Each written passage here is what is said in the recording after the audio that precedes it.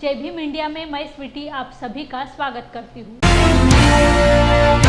विधानमंडल का शीतकालीन सत्र नागपुर में 19 दिसंबर से शुरू होने वाला है। इसको लेकर प्रशासन ने तैयारी शुरू कर दी है। इन्हीं तैयारियों का जायजा लेने के लिए विधानसभा अध्यक्ष राहुल नार्वेकर और विधान परिषद उपसभापति नीलिमा गोरे नागपुर पहुंचे हैं। विधानसभा परिसर के अंदर प्रवेश करना अब आसान नहीं होगा। संसद की तर्ज पर अब विधानसभा के भी बारकोड वाले पास जारी होने वाले हैं। बिना स्कैन किए किसी को भी परिसर के अंदर प्रवेश नहीं मिलेगा। इस बात की जानकारी विधानसभा अध्यक्ष राहुल नार्वेकर ने दी है। विधान भवनातील सोयी सुविधा, त्याचप्रमाणे नागपूर शहरातील विधिमंडळातील या अधिवेशनाच्या कामकाजादरम्यानच्या सुरक्षा सुविधांविषयी संपूर्ण अधिकारी वर्गाबरोबर चर्चा करण्यात आली। त्यात पोलीस खात्यातील वरिष्ठ अधिकारी, कमिशनर होते, त्याचप्रमाणे नागपूर महानगरपालिकेचे अधिकारी होते, सार्वजनिक बांधकाम विभागाचे अधिकारी होते व इतर निगडित जे डिपार्टमेंट्स आहेत त्या सर्व डिपार्टमेंटचे अधिकारी इकडे उपस्थित होते। या बैठकीत योग्य ते निर्देशही देण्यात आले। अनेक गेली 2 वर्ष सुमारे 2 वर्ष आपल्याकडे अधिवेशन होऊ शकलं नाही आणि त्यामुळे तयारीची जास्त गरज होती। तर या बैठकीत एकूण आढावा घेऊन जे नेसेसरी जे अत्यंत महत्त्वाच्या सूचना द्यायच्या होत्या त्या देण्यात आल्या। आपल्याला कल्पना आहे की येणाऱ्या लोकांमध्ये जसं लोकप्रतिनिधींची व्यवस्था ही जबाबदारी आमची असते, तसं येणारे अनेक जनतेचे प्रतिनिधी जे आहेत त्यांच्या प्रश्नांसाठी येणारे त्यांच्यासाठी सुद्धा सुरक्षितता, त्यांची व्यवस्था, त्यांच्यासाठी वेळ पडली तर जिथे ते राहत आहेत त्या ठिकाणी मोबाईल टॉयलेट्स याच्यासारख्या मुद्द्यांवरती आम्ही निर्देश दिले। त्याचबरोबर काही वेळेला परिवहन विभागाशी संबंधित असा जो विषय आहे की बसनी येणारे जे सामान्य नागरिक आहेत त्यांच्यासाठी सुद्धा भाडेवाढ, काही बस सेवा लागतात आणि लोकांना त्रास होतो। त्याचबरोबर नागपूरमधले जे स्थानिक लोक अधिवेशनाशी संबंधित नाही आहेत परंतु त्यांनासुद्धा वाहतूक व्यवस्थेचा त्रास होऊ नये अशा देखील सूचना आम्ही दिलेल्या आहेत। त्याचबरोबर आतमध्ये आवारामध्ये नेहमीप्रमाणे अध्यक्ष स्वतः, सभापती, उपसभापती, मुख्यमंत्री, माननीय उपमुख्यमंत्री यांच्या गाड्यांना प्रवेश न देता त्यांनी दारापासून चालतच यायचं, जेणेकरून आतमध्ये कायदा सुव्यवस्थेचा काही प्रश्न सामान्य कुठल्या प्रतिनिधींसाठी होऊ नये। त्याचबरोबर CCTVवरती मॉनिटरिंग जे काय करायला लागतं त्याहीबद्दल स्वतः CPंनी सूचना दिलेल्या आहेत। विभागीय आयुक्तही बैठकीला उपस्थित होत्या। महिला आमदारांची व्यवस्था आमदार निवासमध्ये सुरक्षित राहावी यासाठी स्वतः अध्यक्षांनी लक्ष घातलेलं आहे, मी लक्ष घातलेलं आहे। काही महिला त्यांची छोटी बाळं आहेत त्यांच्यासाठी सुद्धा वेगळी व्यवस्था, त्या बालकांच्यासाठी निगराणी करणारी त्याच्यासाठी सुद्धा रूम बघायला सांगितलेली आहे। याखेरीज ध्वनी व्यवस्था, पत्रकारांच्या व्यवस्था या सगळ्या व्यवस्थांमध्ये 10,000 जवळजवळ पोलीस याच्यासाठी लागतात, त्यांच्या व्यवस्था 800 ते 1000 गाड्या लागतात, त्या व्यवस्थित कंडिशनमध्ये असाव्यात या दृष्टिकोनातून निवास व्यवस्था या सगळ्याबरोबर सभागृहाचं कामकाज निर्वेधपणे कसं चालेल याच्यासाठी पीठासीन अधिकारी म्हणून आम्हाला सर्व अधिकाऱ्यांचं फार चांगलं सहकार्य मिळालं। विधिमंडळाच्या अधिकाऱ्यांनी आधी एक आढावा, सन्माननीय अध्यक्षांनी आधी एक आढावा घेतला होता आणि त्याचा पाठपुरावा करून सगळ्यांना सूचना दिलेल्या आहेत की 1 डिसेंबरपर्यंत त्याचं काय पालन होतं आहे त्याचं तुम्ही आम्हाला माहिती द्या आणि त्याच्यानुसार अंमलबजावणी केली जाईल। अखंडित वीज पुरवठा सर्वांना कायम होतो आहे परंतु तो चालू राहावा, त्याच्यात कुठलाही खंड पडू नये। आपत्ती येणारच नाही पण एखादी आपत्ती आली तर रेस्क्यू एरियासुद्धा निश्चित केला जावा अशा पद्धतीच्या आम्ही सूचना दिलेल्या आहेत। युवराज छत्रपति संभाजीराजे ने फिल्म हर हर महादेव के बारे में मीडिया से बात करते हुए कहा कि मुझे नहीं पता कि सेंसर बोर्ड ने फिल्म हर हर महादेव को कैसे हरी झंडी दे दी। महाराष्ट्र में जो हो रहा है वह अशोभनीय है। उन्होंने कहा कि वह अगले 2 दिनों में मुख्यमंत्री से मिलेंगे। उन्होंने यह भी उल्लेख किया है कि शिवाजी महाराज हमारे भगवान थे, उन्हें देवता मत बनाओ। शिवाजी महाराजांना नरसिंहाचा अवतार म्हणून त्या ह्याच्यावर बसवतात, अफजल खानचा कोत्रा काढताना। शिवाजी महाराज हे सर्वांचे दैवत आहेत, पण तुम्ही असं दाखवता की नरसिंहांचा अवतार. हो, ते त्यांचा जन्मसुद्धा आपल्यासारखा झाला आहे. आपणसुद्धा त्यांच्या भूमीत जन्म झालो आहे. ते सामान्य पुरुष होते, त्यांनी असामान्य कर्तृत्व करून दाखवलं. म्हणून शिवाजी महाराजांचे हे जे महापुरुष आहेत ते तुम्ही दाखवते, आपले दैवत आहेत. पण दैवत्वानं देवीकरण करू नका ना. अशी काही गोष्टी जे करतात हे दुर्दैव. आणि हे तुम्हाला दाखवायचं आहे का नवीन पिढीला दाखवा ना. शिवाजी महाराजांचा जिजाऊंच्या पोटी जन्म झालेला आहे. ते जे किल्ल्यात एक एक दगडाला इतिहास जो दिसतो हा शिवाजी महाराजांच्या स्वराज्याच्या माध्यमातून दिसतो ना. हा इतिहास तुम्ही दाखवा ना. तुम्ही काय इतिहास दाखवताय? शिवाजी महाराज नुसतं फुलं व्हा उद्बत्ती वळ विषय संपतो? नाही बाबा, हे चुकीचं आहे. हा माझा बोर्डाची काय जबाबदारी आहे की नाही? सेन्सर बोर्डने काय केलं, कसं केलं, परवानगी दिलं माहिती नाही. म्हणून मी सरकारला सांगितलं आहे की तुम्ही एक इतिहासाची समिती स्थापन करायला पाहिजे. आणि म्हणून 16 तारखेला मी मुख्यमंत्र्यांची वेळ मागितलेली आहे, उपमुख्यमंत्र्यांची वेळ मागितलेली. हे जे काय महाराष्ट्रात जे चाललेलं आहे हे अशोभनीय आणि ह्याच्यात सरकारने आता इंटरव्हीन करणं गरजेचं आहे. म्हणून मुख्यमंत्री आणि उपमुख्यमंत्र्यांना 16 किंवा 17 जर त्यांना वेळ असेल त्यांनी मला द्यावं.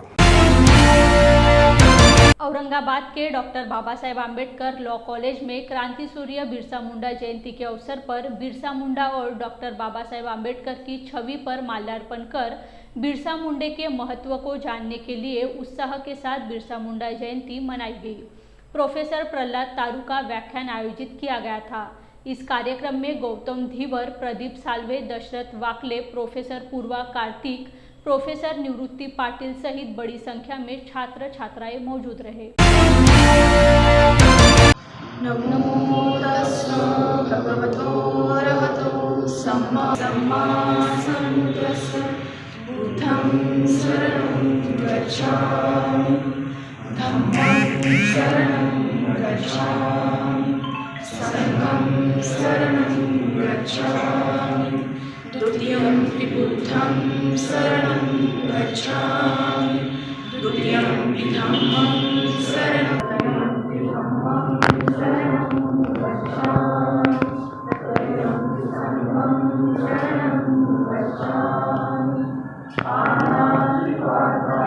ज्या समाजाला ह्या प्रवाहाच्या जवळच नाही तर अत्यंत दूर लोटून दिलं होतं त्या समाजाला ह्या प्रवाहामध्ये आणण्यासाठी तंट्या भिल असतील, बिरसा मुंडा असतील यांनी आपलं संपूर्ण आयुष्य समर्पित केलं.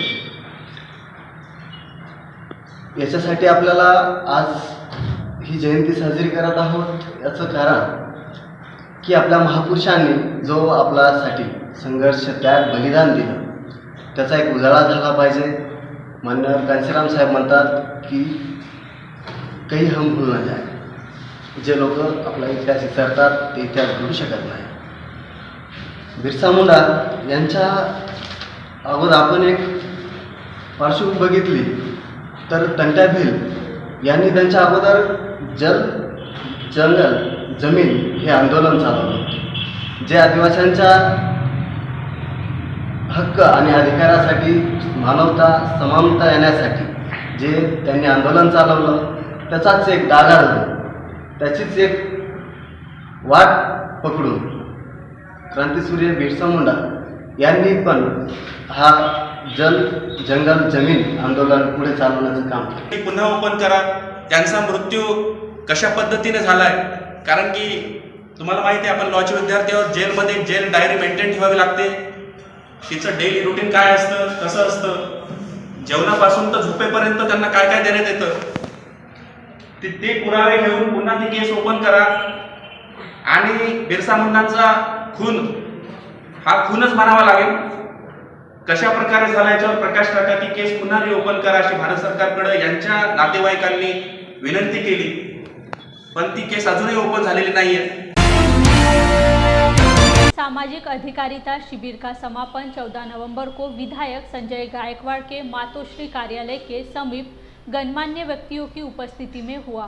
भारत सरकार सामाजिक न्याय और अधिकारिता मंत्रालय और सामाजिक अधिकारिता शिविर ईडीप योजना के तहत विकलांग व्यक्तियों के अधिकारिता विभाग ने 52 विकलांग व्यक्ति को मुफ्त सहायक उपकरण प्रदान किए.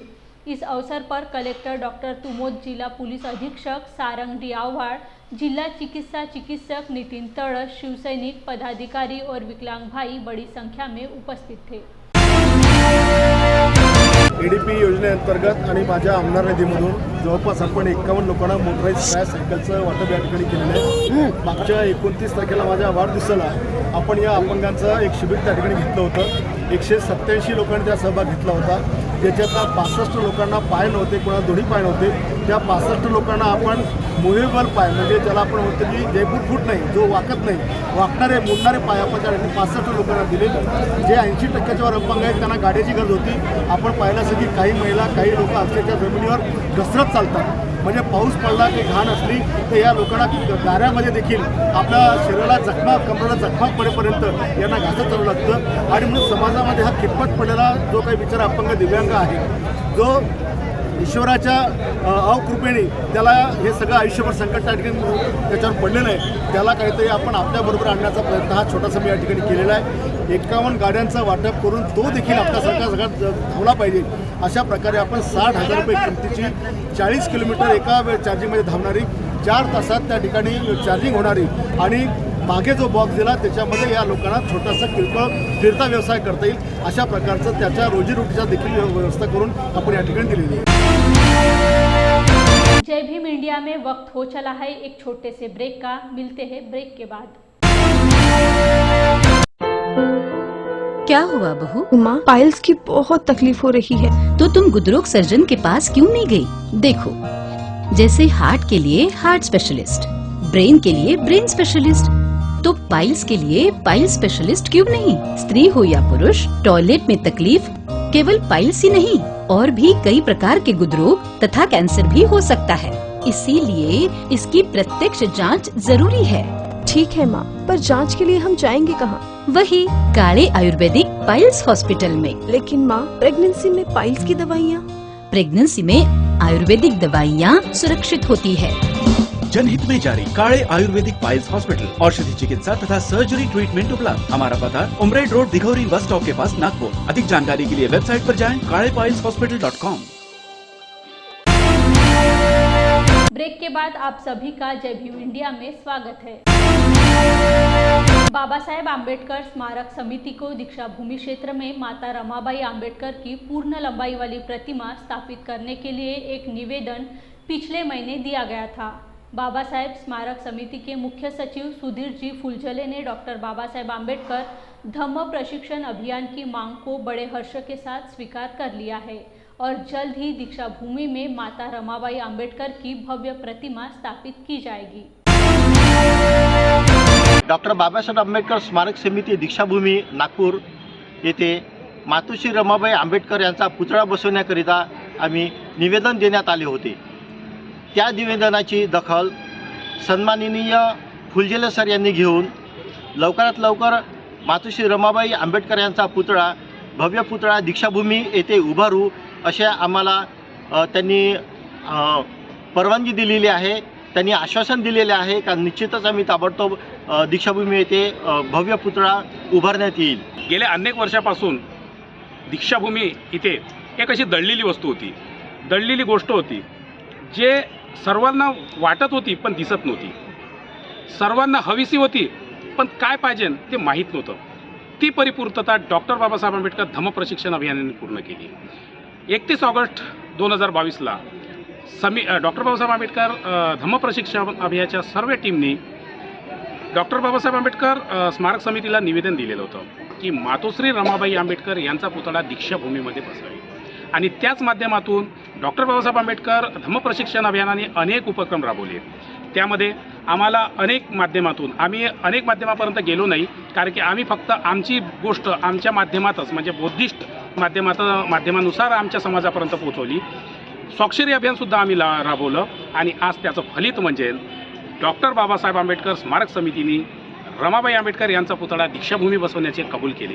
याच्यापेक्षा मोठी अधिक गोष्ट काही होऊ शकत नाही। जो कुछ महीने पहले निवेदन दिया था कि माता रमाई का स्टैचू यहाँ पे स्थित किया जाए, क्योंकि ये दीक्षा भूमि जो हमारी मन में आदरणीय है, तो वहाँ पे हमें माता रमाई का जो पुतला हम चाहते हैं वो यहाँ पे दिखता नहीं, तो वही मांगनी हम अभियान की ओर से की थी और उसकी पूर्तता आज यहाँ पे होने जा रही है। और इसी विषय में आज माननीय सचिव जी फुलझेले साहब के साथ में हम सभी की अभियान और समिति की बीच में जो चर्चा हुई उसमें ये ठराव पास हुआ कि हमारे जो मांगनी थी वो यहाँ पे आज पूर्ण हो रही है और ये सभी को अभिनंदन और बहुत ही अच्छी बात है कि ये जो हमने जो हमारा ठराव था उस पर जल्दी से जल्दी विचार करके रमाईचा पुतळा दीक्षाभूमीवर असायला पाहिजे. अनेक वर्षापासून लोक इथे दीक्षाभूमीवर येतात, बाबासाहेब दिसतात, परंतु रमाई दिसत नाही. रमाईचा पुतळा असण्याचं कारण काय की रमाईचा फार मोठा त्याग होता, म्हणून बाबासाहेब आंबेडकर घडले. त्याकरता रमाईचा पुतळा असणे अत्यंत आवश्यक आहे. आणि आज मागच्या वेळेला मी आलो होतो तेव्हा त्यांना निवेदन दिलं आणि आज प्रशिक्षणाचे लोक इथे येऊन आज त्यांना निवेदन दिलं. त्यांनी मोठ्या आनंदाने स्वीकारलं आणि हा पुतळा इथे तुम्हाला दिसेल असं अभिवचन दिलं. ते अभिवचन पूर्ण होईल असे आम्ही तुमचंही अभिनंदन किंवा तुम्ही हा विषय परत उचलून धरला आणि हा आम्ही पैसाही डिसाईड केलेला आहे आणि तुमच्या मागणीनुसार आम्ही हे कोरडं परत बसवू. पेन अर्बन बैंक खाताधारकों के लिए एक खुश खबर है. ईडी ने बैंक की संपत्ति पर अपना दावा माफ करने की तैयारी दिखाई है. बीजेपी नेता और पूर्व सांसद किरीट सोमैया ने बताया कि प्रक्रिया जल्द ही पूरी कर ली जाएगी और कई खाताधारकों को उनका पैसा वापस मिल जाएगा. आज सोमैया ने पेन अर्बन बैंक के प्रशासकों, खाताधारकों, पुलिस, राजस्व विभाग के अधिकारियों के साथ बैठक कर चर्चा की. इसके बाद उन्होंने मीडिया से बात की. आइए देखते हैं उनका क्या है कहना. आनंदाची बाब म्हणजे जे एन्फोर्समेंट डायरेक्टरेट ईडी यांनी या प्रॉपर्टीची विक्री करण्यासाठी जे बँक आणि ईडी मध्ये वादविवाद चालू होता, ईडीने आता मान्य केलं आहे की ते प्रॉपर्टीवरचा आपला हक्क ठेवीदारांना पैसे परत मिळावे म्हणून ते कोर्टात मागे घ्यायला तयार आहे. आज बँकेचा अधिकाऱ्यांनी आम्हाला सांगितलं की शनिवारी या संबंधात बँकेने कोर्टात अर्ज केलेला आहे. पुढच्या आठवड्यात मी स्वतः दिल्लीला जाऊन ईडीच्या अधिकाऱ्यांशी बोलून कोर्टात जाऊन ईडी आपला हक्क मागे घेणार. त्यामुळे काही प्रॉपर्टी हे विकण्यासाठी उपलब्ध होणार. दुसरी गोष्ट, यात जे छोटे ठेवीदार आहेत बँकेचं लिक्विडेशन अवसान न करता तो 2022 पासून अमित शहा यांचा सहकार मंत्रालयाने एक सुधारणा केली की बँकेतून आर्थिक व्यवहार निर्बंध सुरू झालं की 90 दिवसात आत त्यांच्या खात्यात पैसे जमा झाले पाहिजे. त्याच्यामुळे मोठ्या ठेवीदारांचं काहीही नुकसान नाही होणार. असे 179 कोटी रुपये हे पेन बँकेला एक एक्सेप्शन म्हणून ती सूट प्राप्त करून द्यावी. त्यासाठी रिझर्व्ह बँक, मोदी सरकार आणि सहकार मंत्रालयाचा वाटाघाटी चालू आहे. त्यात यश मिळावं असे मी देवाला प्रार्थना करतोय. ज्या प्रॉपर्टी जप्त करण्यात आल्या त्यापैकी काही प्रॉपर्टी बाहेरच्या बाहेर विकल्या जातात, भाड्याने दिले जातात. त्याची चर्चा विस्तृत झाली. या प्रॉपर्टी आहेत त्यांची यादी तयार करण्याचा निर्णय झालेला आहे. पुढच्या काही दिवसात सहकार मंत्र्यांच्या उपस्थितीत पुन्हा एकदा एक विशेष बैठक होणार. तर जे 179 कोटी प्राप्त झाले ते 1,65,000 पैकी जवळजवळ 1,60,000 गुंतवणूकदारांना त्यांचे जवळजवळ सगळे पैसे परत मिळू शकतात. उरलेले जे 101 कोटी रुपये प्रॉपर्टी जे ताब्यात आहे ते विकून जे 1 लाखच्या वरच्या गुंतवणूकदारांसाठी त्यांना 1 लाख तर मिळेलच असा प्रकारचा प्रयत्न आहे. आणि गेले अनेक वर्ष हा जो खटला तिथला तिथे स्थगित आहे. शिशिर धारकर आणि बाकी लोकांनी जे लूटमार केली आहे तर तो खटला फास्ट ट्रॅक कोर्टमध्ये सुरू व्हावा यासाठी प्रयत्न केला जाणार. विगत कुछ समय से अमरावती में घटित हो रही जाति व धार्मिक तनाव वाली घटनाओं के संदर्भ में तथा लव जिहाद के बारे में सवाल पूछे जाने पर अबू आजमी ने कहा कि इस तरह की घटनाओं के पीछे राजनीतिक वजह होती है और अमरावती में कुछ राजनीतिक लोग जानबूझकर ऐसे विवादों को हवा देते हैं. यही वजह है कि पिछले कुछ समय से अमरावती एक तरह से तनावपूर्ण घटनाओं की प्रयोगशाला बना हुआ है. लेकिन ऐसी घटनाओं का खामियाजा बेकसूर लोगों को भुगतना पड़ता है, जिनके साथ सरकार एवं पुलिस द्वारा जागती की जाती है और बेकसूर लोग लंबे समय तक अदालती व कानूनी झमेले में फंसे रहते हैं. आजकल बहुत ही टीवी पर नज़र आती हैं, उनको बहुत ज़्यादा लव जिहाद, पता नहीं उन्होंने क्या किया मुझे नहीं मालूम, लेकिन लव जिहाद बहुत, जिहाद लफ्ज़ जो है ना बहुत ही रिस्पेक्टेड है, बहुत ही लफ्ज़ अच्छा लफ्ज़ है. जिहाद का मतलब होता है स्ट्रगल करना, जद्दोजहद करना, ये लव जिहाद. मैं वार्निंग देना चाहता हूँ सरकार को कि लव जिहाद नाम को ख़त्म कीजिए. जब एक बार आप लोगों ने लव जिहाद की बात किया और केरल में NIA ने इंक्वायरी कर लिया और कहा कि आज तक लव जिहाद नाम की कोई भी तंजीम, कोई ऑर्गेनाइजेशन नहीं है. देखिए आज कोई नई बात नहीं है. इस देश में हिंदू मुस्लिम से, मुस्लिम हिंदू से शादी करते आए हैं. जब संविधान ये कहता है कि 18 साल की उम्र के बाद आदमी जो है अपनी मर्ज़ी से कुछ भी कर सकता है और अपनी मर्ज़ी से कुछ कर सकती है. अब ये कानून बन गया जो हमारे देश के समझते हैं कि हमारे देश के कल्चर के ख़िलाफ़ है कि एक 18 साल की उम्र से ज़्यादा की लड़की, 18 साल से उम्र से ज़्यादा का लड़का बगैर शादी के एक साथ रह सकते हैं. सारे रिश्ते वही कर सकते हैं जो हस्बैंड और वाइफ करती है और उस पर कोई रोक नहीं. एक लड़का लड़के के साथ रह सकता है. आज़ादी का ये मतलब, एक तरफ ये आज़ादी दे दिया आपने, दूसरी तरफ अगर कोई हिंदू लड़का मुस्लिम से शादी करता है या मुस्लिम हिंदू से शादी करता है, जब हिंदू लड़का मुस्लिम करता है तो तालियां बजाते हैं, बहुत खुश होते हैं और कहते हैं कि हम तो जो है पता नहीं कितने 100 जोड़े जो है मुस्लिम लड़कियों को लाएंगे, बेटी बचाओ बहू नाम से लाकर उनका धर्म परिवर्तन करेंगे और जो लड़का, हिंदू लड़का जो मुस्लिम लड़की से शादी करेगा उसको 2 लाख रुपए का इनाम भी देंगे. ये संगठन ने ऐलान किया है. मुझे पूरे भारतवर्ष में बता दे, कोई कश्मीर से कन्याकुमारी तक कोई बता दे कि कोई भी मुस्लिम संगठन ने आज तक ये ऐलान किया हो.